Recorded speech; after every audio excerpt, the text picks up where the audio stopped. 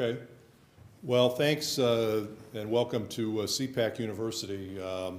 So you have two participants in our debate or discussion, however we want to call it today. My name is Rich Juliano, and I'm a Senior Vice President with the American Road and Transportation Builders Association.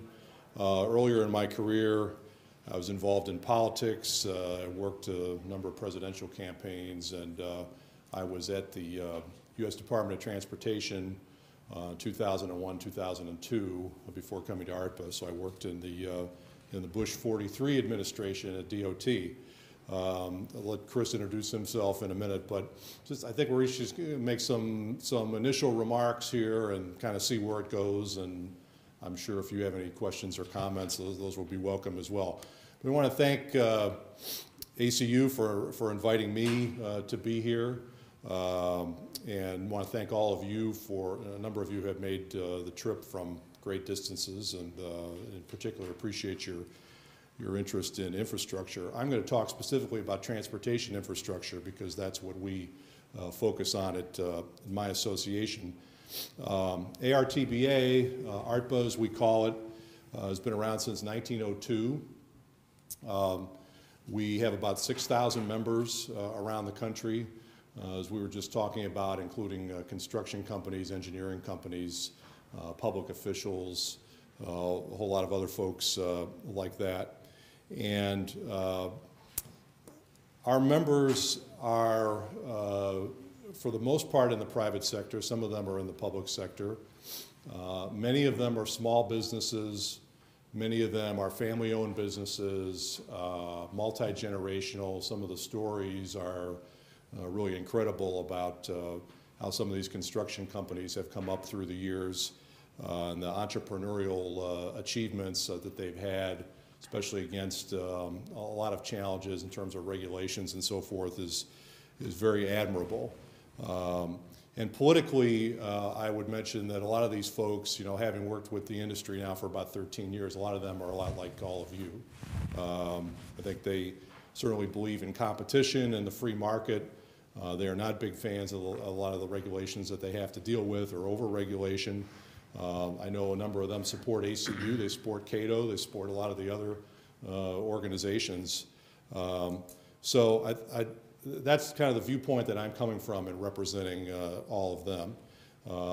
But we believe in the value of what they design and what they build every day, not only from their standpoint, but for the nation, for economic competitiveness and quality of life and so forth. I think the two of us in the discussion today are actually going to agree on a number of things, including the value of innovation and unleashing innovation from the private sector, as I just described, and the role of the private sector, and the fact that it needs to be a user-pays transportation system. That's the ideal system. We've had it for many years, and in some ways we've gotten away from it, and we need to get back to it. I think the main point of disagreement is going to be on the federal role, exactly what that should be, what a national system should look like, what we need to do to facilitate it. We believe, for a number of reasons, trade, commerce, and so forth, that we still need a very strong federal role, and there are other economic benefits as well.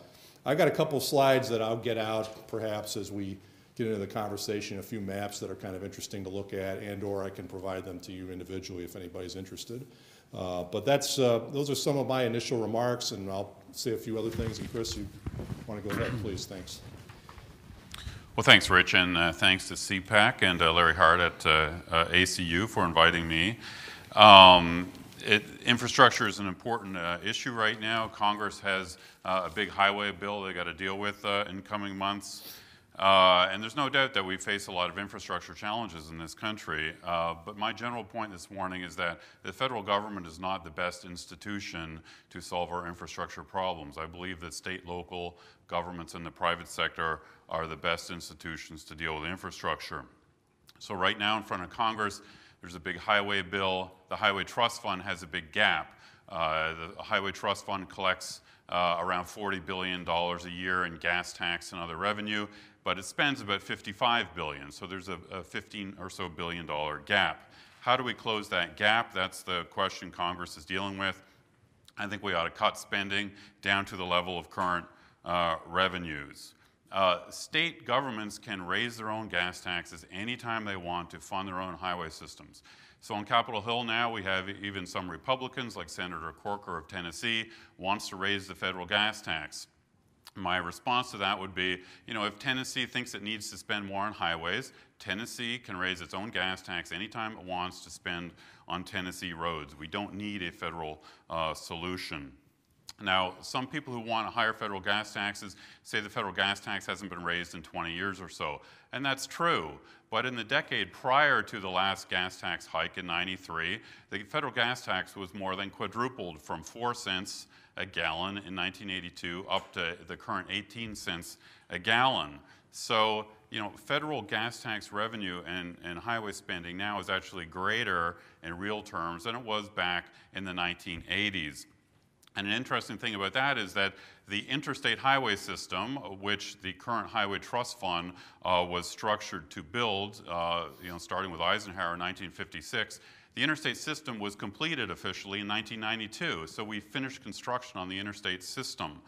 So there's an argument that there should be less of a federal role now than there was in the past. One of the key things for conservatives to think about is that the federal gas tax was originally supposed to be a user charge for highways. But starting in 1982, more and more of federal gas tax money has been siphoned off to things that liberals like to fund, in particular mass transit, city bus systems, and light rail systems. From my point of view, there's no proper federal role in local transit systems. They're purely city and state activities and not proper federal activities. Infrastructure in general, I think, would be more efficiently funded at the state and local level. I'll give you some problems of the federal government aid system for highways and transit. Federal aid is not based on consumer demand. It's generally distributed by bureaucratic sort of decisions and formulas. But, you know, that's not sort of market demand. There's no reason why politicians and bureaucrats in Washington should be able to sort of centrally plan which states need more highway money. And the current system actually shortchanges some states, like Texas, for example, that have been fast growing, but over many years has paid a higher share of gas taxes than they get back in federal highway money. That makes no sense to me at all. Seems to me it'd be much more efficient if state governments raise their own money, they know what their state demands are for highways and transit, and to spend their own money, keep the money local is much more efficient. Federal aid encourages wasteful state spending. When state governments get federal money, they tend to think it's sort of free, and they spend it less efficiently than they would spend if they were spending their own money. A good example of that is it's sort of a microcosm.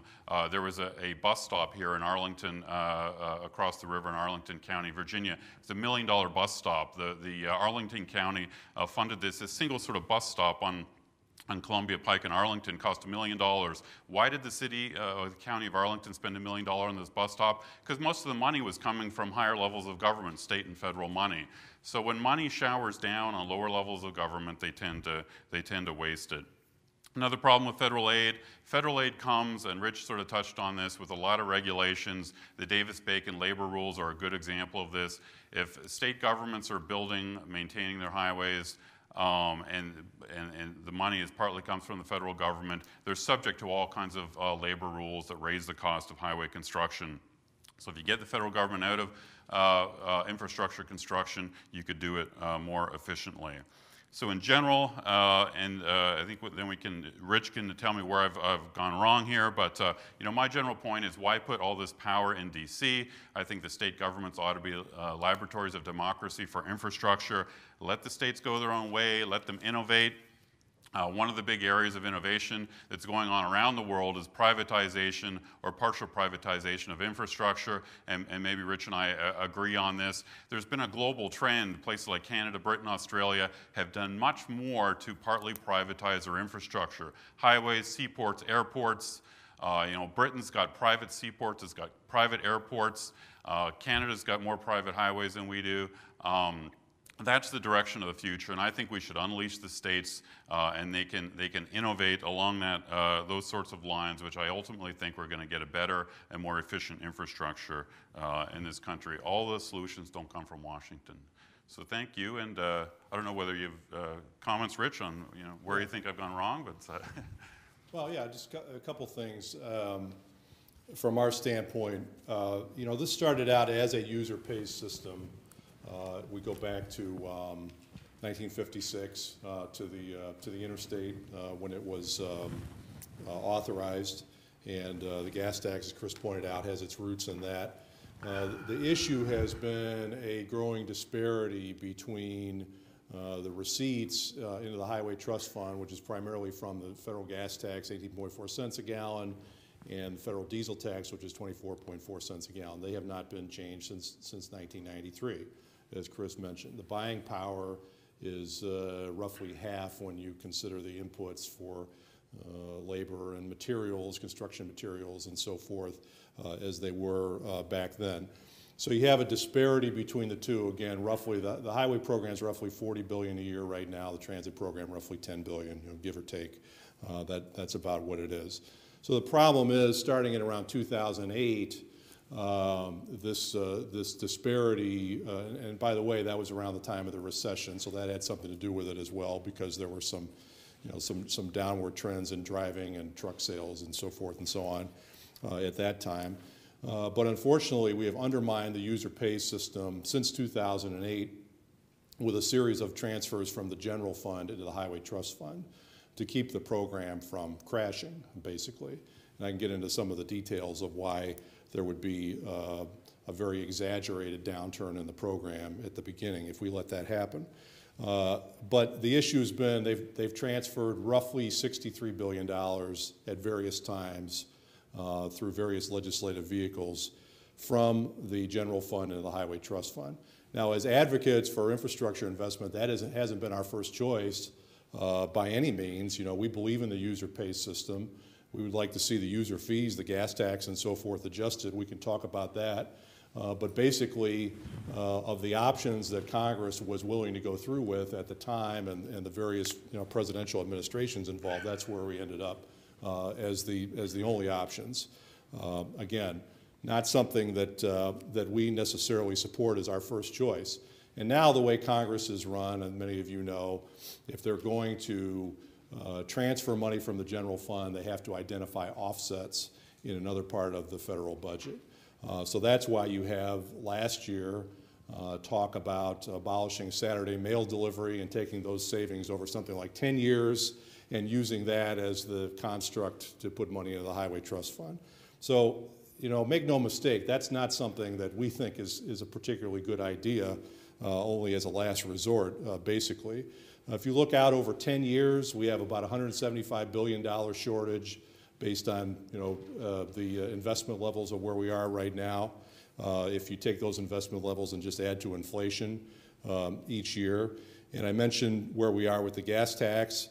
We still think it's very viable. We think it's a good user fee. It's very viable at this point. Eventually, we may want to look to other systems further on down the line. There's been some discussion about that.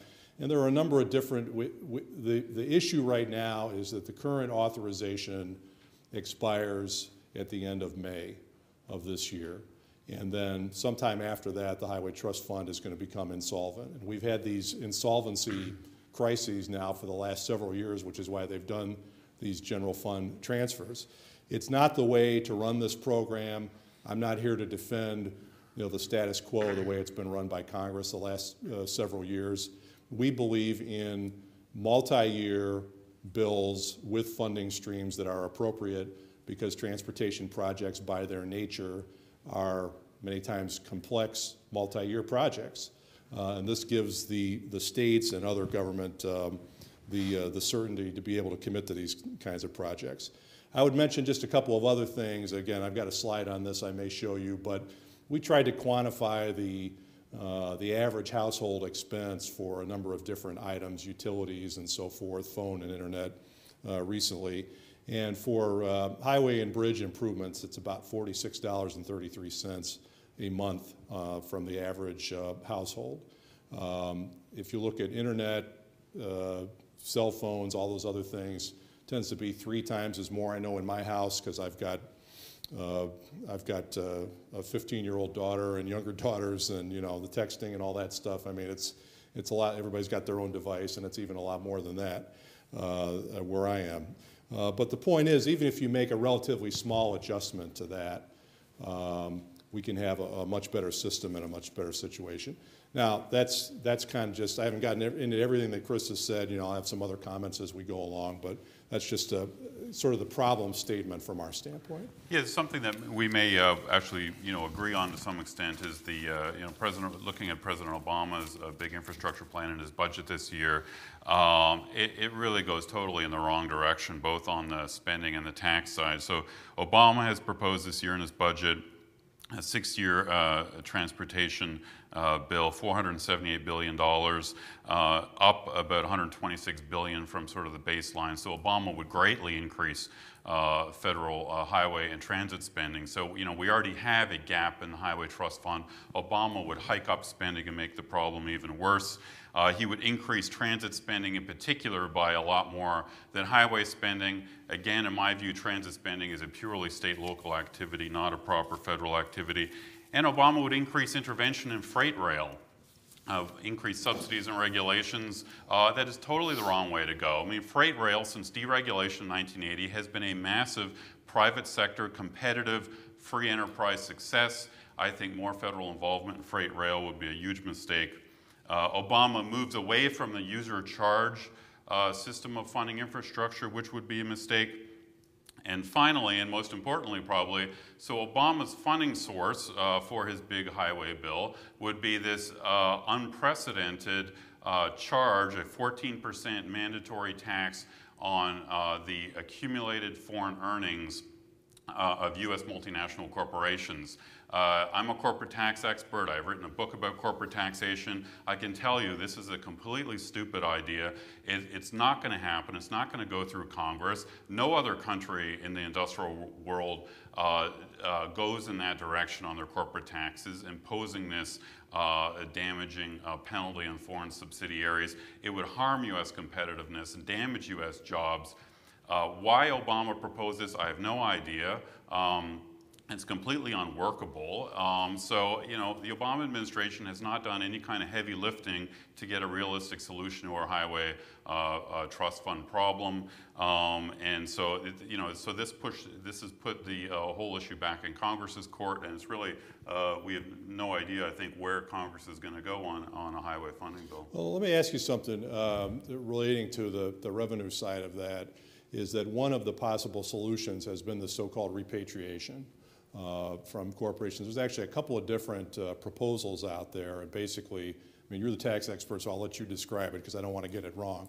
But I will mention that Senator Paul and Senator Boxer have a bipartisan proposal along those lines. You have Congressman Delaney, who's a Democrat from Maryland here, has been talking about it recently as a possible funding source. Now, our concerns about it is it's basically, is it realistic, number one? Number two, as you can say, it's not going to happen by itself. It would have to be part of a big tax reform package. And number three, it's basically a one-time infusion, potentially a large infusion, but one time, and then we're back in the same problem in a few years. So I'd be interested to hear your comments about that. Right. What you think about that. So President Obama has his idea is there's about $2 trillion of money that multinational corporations have earned abroad that is sitting abroad, and they don't bring it back to the United States because they would be hit by U.S. 35% corporate tax on it potentially. So it's sitting abroad. And a decade ago, we had a voluntary repatriation proposal where the companies could bring the money back and pay a lower voluntary tax rate. So that's the direction that the Rand Paul and Barbara Boxer go with their proposal, a voluntary repatriation where the companies would pay, I think it's let's see here, 6.5% on a voluntary basis. That's a reasonable solution for the short term for the Highway Trust Fund. It doesn't solve fundamental problems we have, which is the gap between the spending and the gas tax revenue, but it would allow Congress to sort of, escape the problem and push it off for a few years. So I'm not necessarily against the Rand Paul Barbara Boxer solution. It's not a permanent solution, but it would avoid a gas tax hike. The mistaken direction is to do what Obama would do, which is to impose a mandatory 14% one-time charge on all those $2 trillion in foreign earnings. Completely unprecedented. No other country has ever done that. Most countries in the world have gone to what's called a territorial corporate tax system, meaning that they generally only tax the domestic operations of their multinational companies. And to give you a quick example of what that means, let's say a US corporation like DuPont has operations in Brazil where they supply the Brazilian market, okay? They compete in the Brazilian market. And the earnings eventually get repatriated back to the United States. The US government claims a right to fully tax the operations of that Brazilian subsidiary.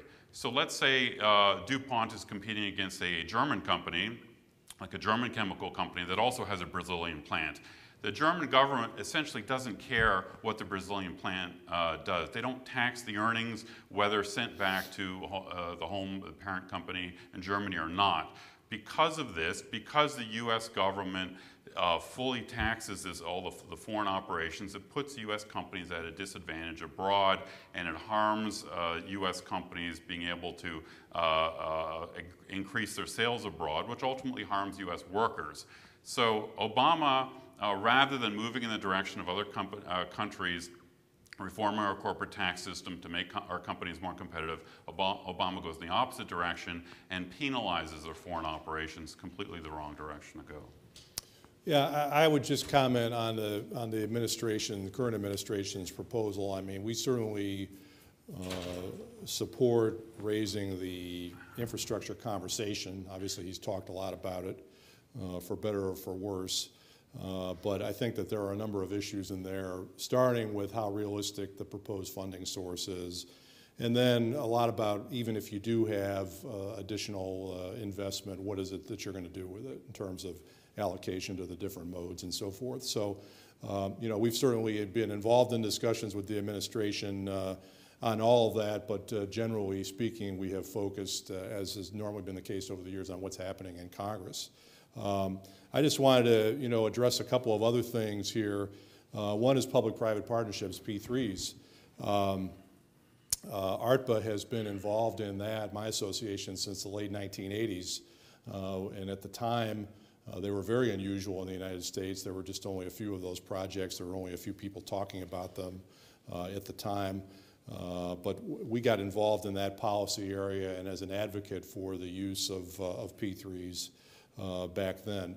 As basically, and we can talk a little bit about, I mean, there are many different kinds of P3s and they have evolved over the years, and there are a number of different types of projects and funding mechanisms and so forth that are sort of under the P3 umbrella. One of the things I know that Chris has noted is that P3s can drive innovation in terms of design and construction of projects, and we agree with that. I'm actually, in recent years, the person responsible for P3 policy, coordinating that at ARTBA. And again, a lot of this comes from our members. I wasn't born knowing all this stuff, but I get it from our members who are out there doing these projects. They've been involved in the express toll lanes you see over on the Virginia side, not far from here. In putting those together, there's projects in Maryland and elsewhere. They do drive innovation and sort of facilitating the long-term durability and maintenance of these projects. But we think that it's not a substitute for core investment that we're talking about, for a couple of reasons. The P3s are very appropriate for larger projects, in many cases urban projects, adding new capacity, complex projects, so forth and so on, like the ones that we talked about here in the DC area.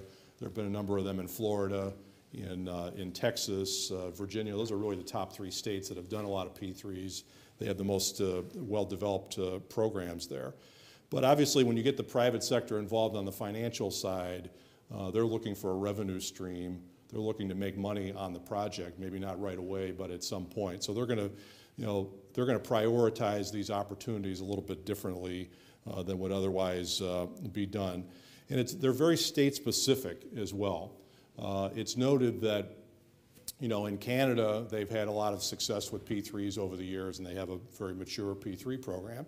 One of the reasons that they do is it's basically a national program of standards and so forth. They do a good job with that. Our members who have worked up there have reported that. But we have a different system here. While we have federal mechanisms and laws relating to P3 programs, which we have been involved in. We've been involved in that legislation for many years, as I said. It's basically state-driven. About a third of the states right now do not have P3 enabling legislation at all. They don't have the ability to do a P3 project. A number of the states that do have not yet done a project that way, or maybe they've done one, or maybe there's been some controversy politically among the governor, state legislature, and so forth about whether they want to do one of those projects at all.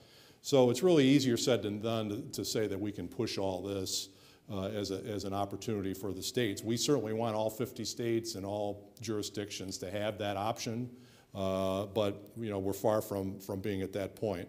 Also, in terms of what the potential is of P3s for the entire market, the entire transportation construction market, I think the estimates have been, in recent years they've been something like 5%. I mean, the estimates have been that they are a pretty minimal amount at this point. Again, something that's very appropriate though for certain projects. We encourage it, we encourage the innovation, but it's just not something that's going to work everywhere necessarily. Yeah, I generally agree with Rich, and maybe then we can open up to questions. I mean, there's sort of three ways you can think about how state governments can do their infrastructure. You can do sort of old-fashioned government contracting based on gas tax revenues at one end of the spectrum. At the far end of the spectrum, you can do full privatization, and there have been like the Dulles Greenway is this 14-mile highway that was built in the 1990s in Northern Virginia, fully privately funded, owned, and operated. They apparently even pay for part of the policing on their route of highway. And then in the middle are these things called public-private partnership and P3s, and it's a very good innovation that's really developed over the last decade or so. Basically when you think about something like a highway project or an infrastructure project, there's all the different elements. There's design and financing and construction and operation and maintenance. The idea of P3s is to push more of those different elements of constructing and operating a highway to the private sector, which I think is all a good thing. The more sort of risk and cost efficiencies you can push onto the private sector, it's a good thing. There may be some pitfalls with P3s, but the more you can, I think, decentralize decision-making for infrastructure outside of Washington, it's all to the good. I don't know, Rich, maybe we should open up for questions. Yeah, sure, for any comments. My name is Bob Patterson. I write for the Philadelphia Inquirer. I've always thought that part of the reason the Republicans we have lost at the national level in the post-Reagan era is that we haven't really delivered tangibles, economic tangibles, to the voters. And thinking of the voters who elected us last November, a lot of these voters were working class people, people without college degrees, people who work in construction, factories, What type of infrastructure agenda at the national level could we offer to sort of raise our prospects of winning in 2016? Now, I think, Chris, you're suggesting no federal infrastructure agenda. Rich, I think, sees more of a federal infrastructure agenda. But maybe I should ask Chris, is there anything nationally that we could do on an infrastructure level? Because most polls I see, most voters support infrastructure spending. What could we do to raise our prospects come 2016? And maybe ask, Lincoln gave us the Transcontinental Railroad, delivered tangibles there. Who did? Lincoln. Yeah. Well, and TR gave us Panama Canal, which delivered tremendous economic benefits, and then Eisenhower gave us the interstates. So is there anything, infrastructure-wise, that would help us? And I'm thinking, not necessarily debating theories of, whether it's local, but is there something we can do to deliver tangibles and win in 16? So, you touched on some of the history here. I mean, Lincoln's Transcontinental Railroad also gave us lots of corruption. So there's been a 2-century-long history of federal infrastructure spending and involvement that has coincided with a lot of corruption. This has happened at the state government level too. The Erie Canal, everyone remembers as a success in New York State, and that was followed by dozens of state government efforts to build turnpikes and canals that turned out to be a horrible mess. Abraham Lincoln was involved in some of those in Illinois. So that has continued right on to the present day. I mean, the Army Corps of Engineers, a big federal infrastructure spending agency, all kinds of corruption and, I shouldn't say corruption, but waste and misuse of money over the decades. Anyway, moving ahead, it seems to me that what we don't want to do, what Republicans should not be for, is a federal gas tax increase. A gas tax increase is so unpopular that even our current left-wing president, who wants to raise taxes on just about everything, including cigarettes in his most recent budget, won't touch a gas tax increase. It shows you how their polling must show how completely unpopular it is. So, in the near term, we've got to solve this highway trust fund problem. It is a real problem. There's a $15 billion gap there. I think that the Republicans should support a phase down of federal spending on the highway trust fund to balance the highway trust fund. But there's deregulatory things they can do to free up the states to make it easier for them to build highways. They can make changes to make it easier for them to do more PPPs, privatization. They can repeal DavisBacon law to lower the cost of building highways. They can reduce some of the environmental regulations to lower the cost of building highways. So I think Republicans should have a pro-infrastructure message. You're right, it's popular, but support innovation and support decentralizing out of Washington. Yeah. Does Rich have a different view? I'm sure he does, yeah. Well, I think a couple things. It really comes down to the vision of this, and I think that the Republicans and conservatives can have a vision, a national vision on this. We've talked about the interstate and what came from that, and we're almost 60 years since that was signed by President Eisenhower. That was a vision. The interstate, I would say, I don't think of the achievements of the industry as corruption over the years. I think of massive projects like that, what they were able to design and build.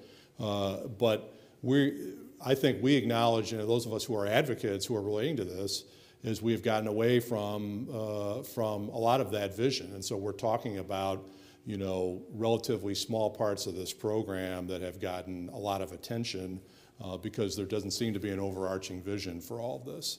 And we've talked about it in the context of commerce and freight movement and competitiveness of the states with one another and international competitiveness and so forth, and the need to have a good multimodal system. But look, this is a value I think that conservatives can embrace, and many of them do. If you go back, way back in history, Article 1, Section 8, post roads, you have writings of Adam Smith and Madison and so forth. And the last president to propose a gas tax increase specifically for transportation was President Reagan. Many of you know that at the end of 1982, and he made a very compelling case for doing that. On the transit side, I mean, we can get into the politics of that a little bit because there are a lot of politics involved. It's not just liberals who support transit. The reality of it is, and I mean, we can talk about the utility of transit, in certain locations and so forth. But I will mention that 3 years ago, when we were working on the last reauthorization bill, which became something called MAP 21, Moving Ahead for Progress in the 21st Century, that's what Congress passed in the middle of 2012, there was a proposal in the House to take transit out of the Highway Trust Fund along the lines of what Chris was talking about and put it in the general fund. And the House leadership could not get the votes together to take it to the floor, largely because there were many suburban Republicans who basically said, I can't vote for that bill, I can't be associated with it. So again, I know we're on different levels here in terms of a policy discussion, a political discussion, and so forth and so on, but that's part of it. And you look at, there have been some prominent conservative advocates of transit like Mr. Wyrick. I know there's an award in his name, and for many years he was a big advocate of it. I would also mention that one of the most prominent names involved in our reauthorization and funding effort as we go on right now is the new old chairman of the Senate Environment and Public Works Committee, Jim Inhofe, who has a lifetime rating from ACU of something like 97%. And he cites himself, I think, as one of the, if not the most conservative member of the Senate over many years. He's been there a long time.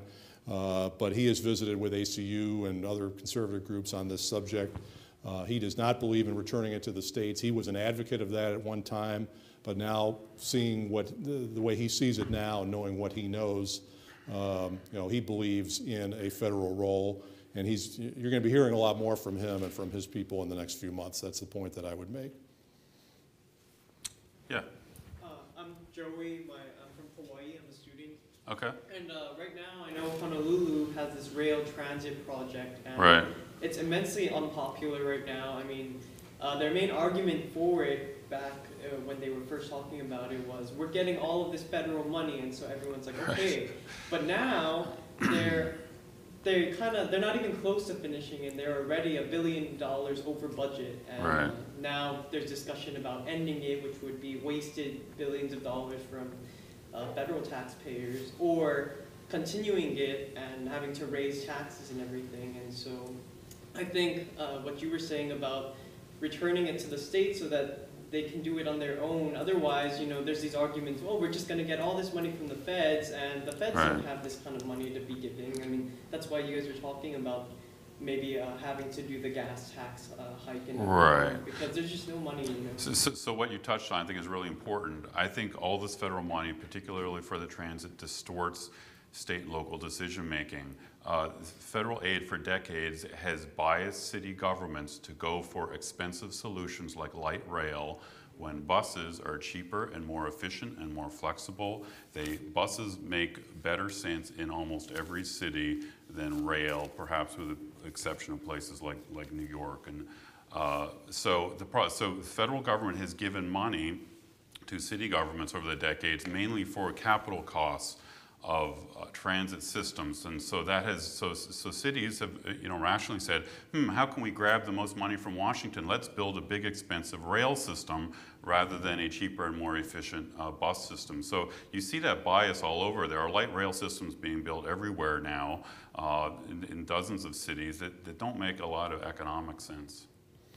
Well, I would just point out, I think that, there are some who think that it's a completely top-down system, that the decision-making is all made in D.C.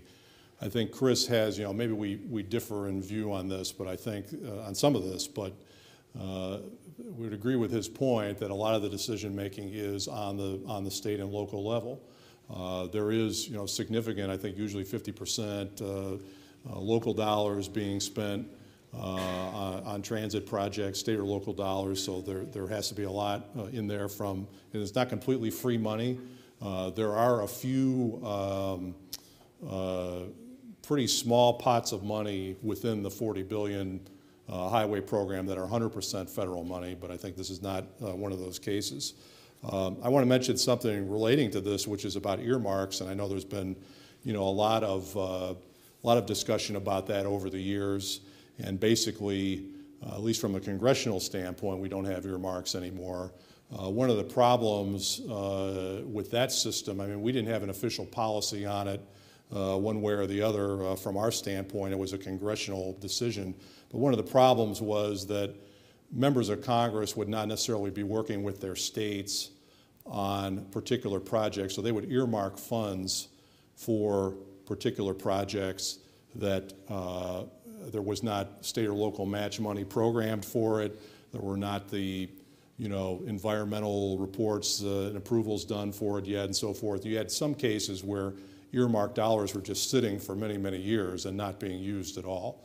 And our position on that was, while it's a congressional decision in terms of how to put that together, the issue was, we need to spend that money. We need to have it out on the street, and it needs to be used. So that's one thing in terms of state and local that's been an interesting development that you should be aware of in recent years.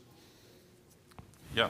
There's huge overarching principles, libertarian conservative principles about how to get things done. The best way to tax, the best way to raise money for something that the public's going to use is user charge. Right. The people demand that they use it. It's not reallocation. The current programs are so full of redistribution, but there's a transit program between the states. There's no connection between Right. who pays and who uses. And the original program was very good on that, the Energy Highway program. Right. The states paid for maintenance. Now the federal government pays for maintenance. Originally, that was changed. The disconnect between the user and the payer is so huge. That's why it's so inefficient and so expensive. The second principle is private sector always does a better job building things. And when it's done by the government, and privatization is the answer to that.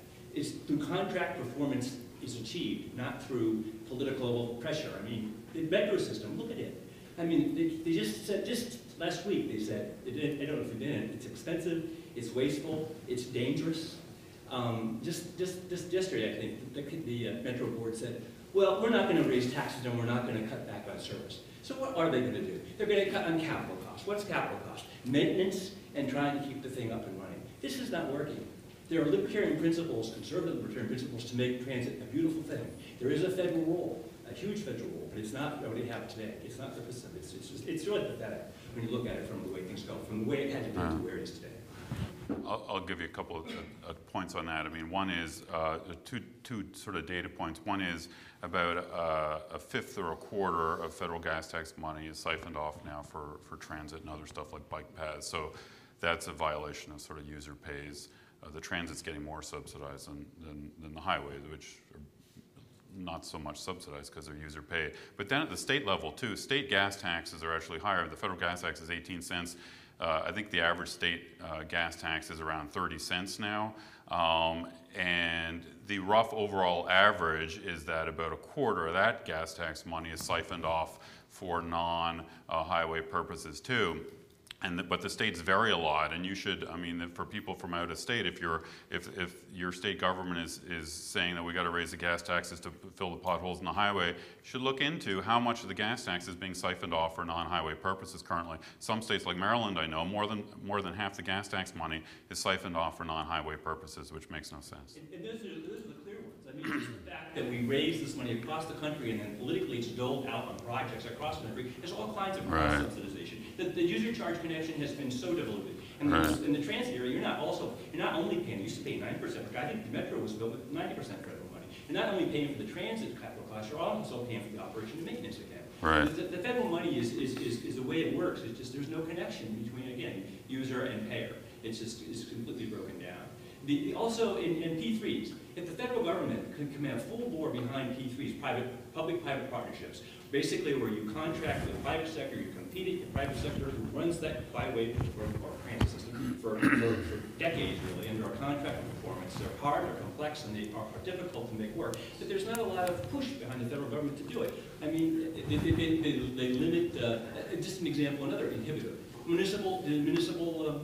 the tax-free municipal bond business. I mean, if the federal government, states do it, it's tax-free. You do it on the private side, it's not tax-free. So there's all kinds of, again, what I'm trying to say is there's all kinds of barriers and bad thinking in terms of getting the principles that we like. Again, user pays, competition and performance, not politicians making things work. And there's, again, I'm completely in favor of a federal role on infrastructure like this, but we're not, it needs to be adjusted drastically.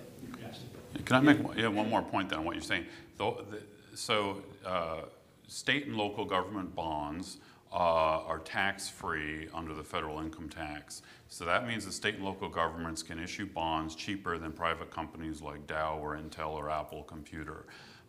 This is a huge and bad negative bias. I'm sure Rich probably disagrees with me on this, but so what it means is that if a state is thinking about, say, a new airport, they almost always go for a government-built airport because it can raise cheaper money. So this is why in places like Britain and Canada, which do not have this bias in favor of the government, they don't have tax-free muni bonds in Canada and Britain. Airports are private in Britain. All airports are private in Canada. They're private nonprofit corporations, not subsidized. Seaports are private in Britain. Seaports in this country are government. A key part of the reason is because of this bias in the tax code. Reagan actually wanted to eliminate the tax-free status of muni bonds, which would have been which is the right approach. And You know, and so that is a fundamental core problem in this country that biases state local governments in favor of government infrastructure. I don't know whether you... Well, I mean, a couple things. You're right about user pays being undermined. I think we've talked about that somewhat. And again, some of that has to do with the general fund transfers, which is certainly not the way we would run it if we had our druthers on that. So you're right. I think, again, a lack of a national vision, you know, something that not necessarily some of the proposals that are out there in their exact form, but a vision, I think, that everybody can embrace is important. You know, Chris mentions the fact that it varies state by state in terms of where do the gas tax dollars go. Are they all used for transportation investment? Are they used for other purposes? The state police a number of times gets the, you know, all sorts of different purposes. We've done a lot of research on this. Well, I think in bonding, I think that advocates like us are generally very leery of committing the states to long-term bonding. Again, it undercuts user pays. We've had some states where they've ended up with most of their program being spent on debt service over the years because it's just compounded year after year.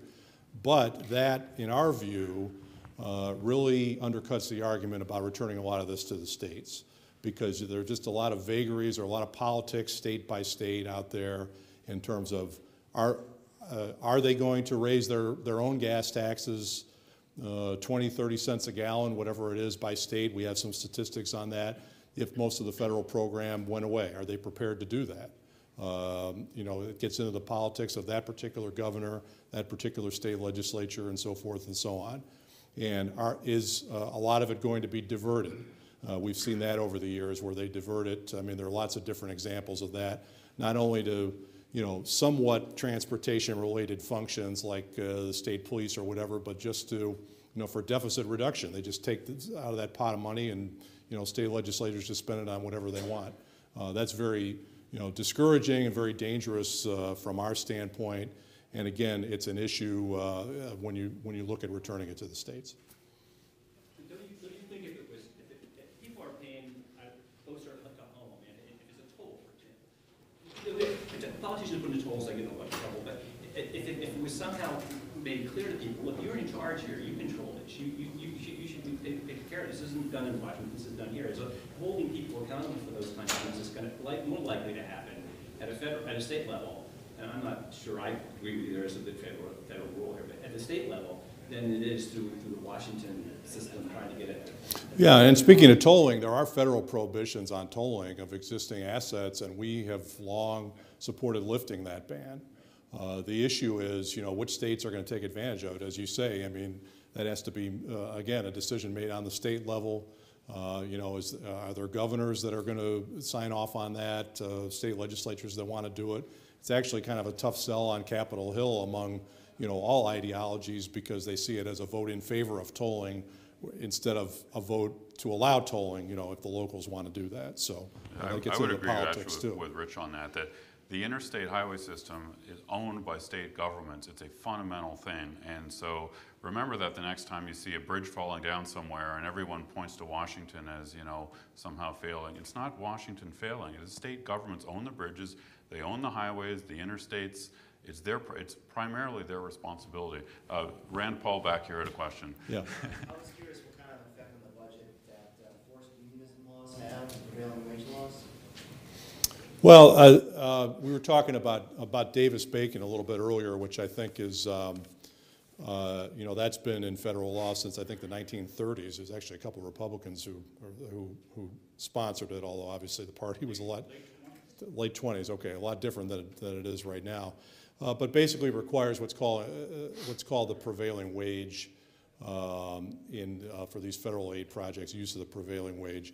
I mean, I think there's some question as to how much that increases the cost. I think Chris has some statistics on that from some various sources.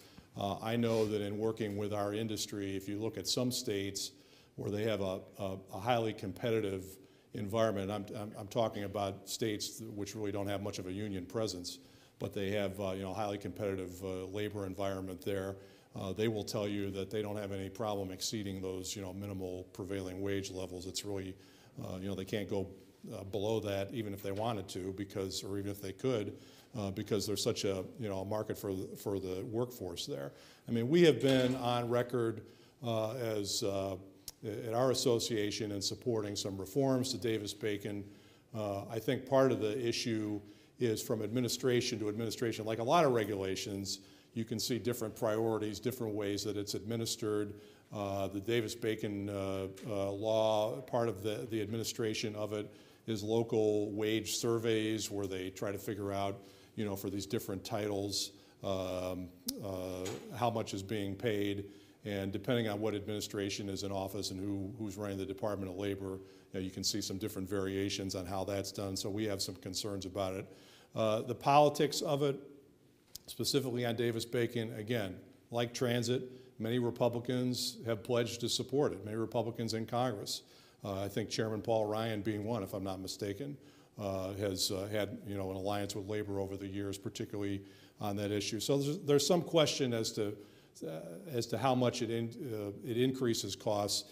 There's another one which is, I think you're referring to project labor agreements, PLAs, which basically require for a project that union labor be used. And let me point out, at ARTBA, we have members in chapters all over the country. So in some states, we have members, construction companies that basically use a union workforce, and they work with the unions. They have collective bargaining agreements and so forth. We have others where unions are a very minimal presence in their state, and it's basically open shop contractors. So we don't take a position based on one or the other viewpoint. We have all types of contractors in all sorts of work environments. The project labor agreements, all of our members agree they don't like, basically. And it's just because we do think it's anti-competitive. Even so-called union contractors don't like it because other unions come in and negotiate the project labor agreements with the politicians, and it sort of upends what the contractors have been doing with the building trades and so forth and so on. This is probably too much detail on this. But my point is that all of our members oppose that. But again, that's basically a state-based decision. We've had the presidential administrations in recent history kind of go back and forth in encouraging or allowing them on federal aid projects. The Bush administration most recently went in the other direction on that. But again, for federal aid projects like highway projects, those decisions are made at the state level, and we have concerns about that as well. Back in the middle? Yeah, would you say more about some of the reforms for DavisBacon? You mentioned that you all have some reforms that could improve the climate of DavisBacon and make it more competitive in the market. Yeah, I can get you some more information on that. I've got a colleague who does some work on that, but I think regarding reporting and some of the other issues like that, I'd be happy to talk to you afterward. I think it's easier to look at reform than elimination, just the political will that I don't see it going away. Right. Yep. Well, it seems like one of the reforms with DavisBacon is every federal project that's $2,000 or more has to follow the DavisBacon wage law. Seems like that should at least be $1 million or more, or it just seems like it really puts a burden on very small contractors working in very small. Yeah, and that relates to some of the things we've been talking about over the years. Yeah, in terms of the floor on it. Yeah, I think there's two costs with DavisBacon. There's the cost, and Rich mentioned there may be different views on different states, how much it raises the cost of the actual construction, but also the paperwork cost is enormous, and so that's it's a secondary cost with all these regulations. I mean, I've worked in government, generally a full-time person, you have a construction project to take care of all the DavisBacon paperwork. Right. Maybe you want DavisBacon to ensure that these contractors hire U.S. citizens at a good wage. The GOP should be for a high wage economy. So in a sense, we ought to support the spirit of DavisBacon in terms of we want a high wage economy. We want to deliver tangibles to our voters, or they're not going to vote us in. You get right. So I would say that you get high wages by high productivity. High productivity means high efficiency, and I think that's. But back in that corner, yeah. How feasible is it actually to transfer a lot of the funding from federal level to the state level? Because it's a good idea, more user-based, but